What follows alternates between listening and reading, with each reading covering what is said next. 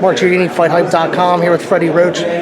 Freddie, tell us, what was your reaction when this fight got announced? Well, at first I was a little concerned about the size of our opponent and so forth, and he's a big, strong guy, good puncher, and a little bit dangerous, but unbeatable. And he's been ready to get knocked out in his last fight, but anyone can get caught cold in a fight. And the thing is, but Miguel's, I'm glad to see Miguel back in the gym. I mean, we've been waiting for this moment for a long time.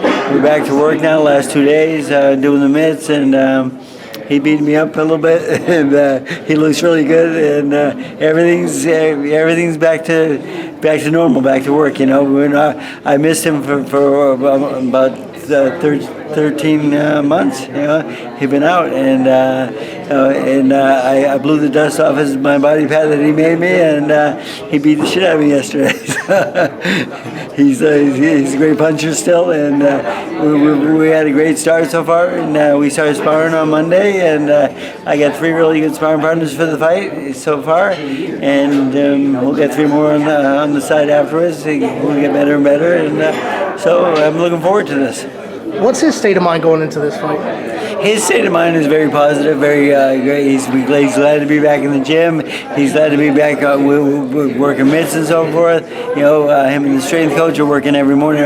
They get to my gym at 5 a.m. That's a little bit too early for me. I get there like 7 a.m. because we're really not open at 5. But they have keys. But so he's working every morning on the strength and conditioning, and we have a new program with him where we don't run him as much as we used to, and we cut back on that, and we work a lot of the versa climbers and the bikes and so forth in different areas because we don't want his legs just dead from long runs every day and so forth. He is getting a little bit older, and when the fighters do get older, I have a philosophy that we have to maybe go a different method of getting in shape and so forth, but not doing the road work every day because by fight time the legs are dead and there's nothing there, So as you get older, we got to be a little bit smarter about how we get there and how we work.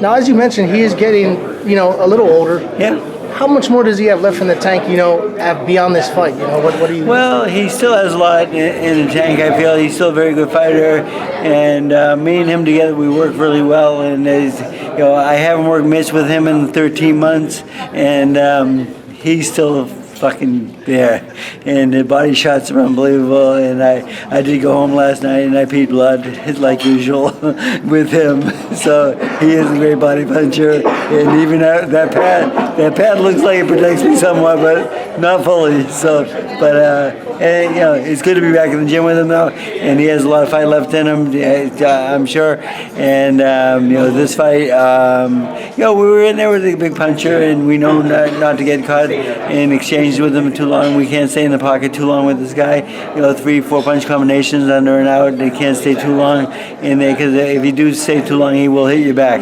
So, and he can punch, and he can knock, and he has knockout power. So the thing is, we have to respect that, and I feel that we break this guy down early in the fight and work the body a lot, and then I think we'll knock him out in the late rounds. There's been a lot of backlash regarding this fight being a pay-per-view fight. What's your reaction to that?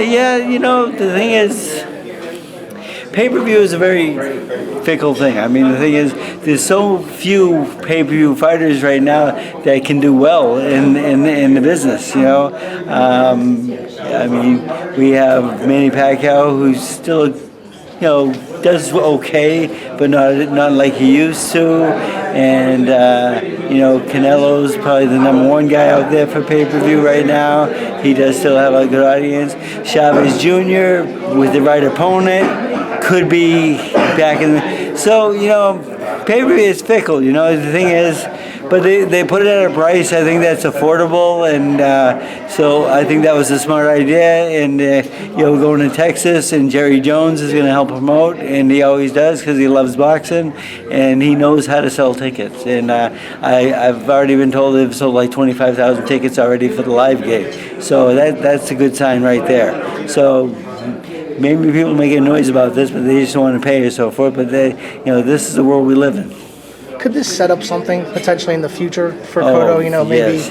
Maybe the Canelo rematch? Is that what you guys are gunning for? I want the Canelo rematch so badly because I thought we won that fight.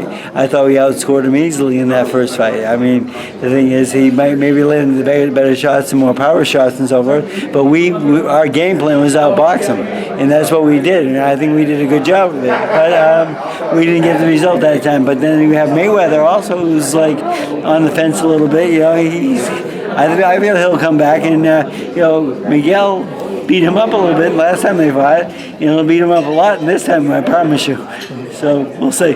Freddie, I appreciate your time, man. Thank you Wish very much. you the best of luck in this fight. Thank you.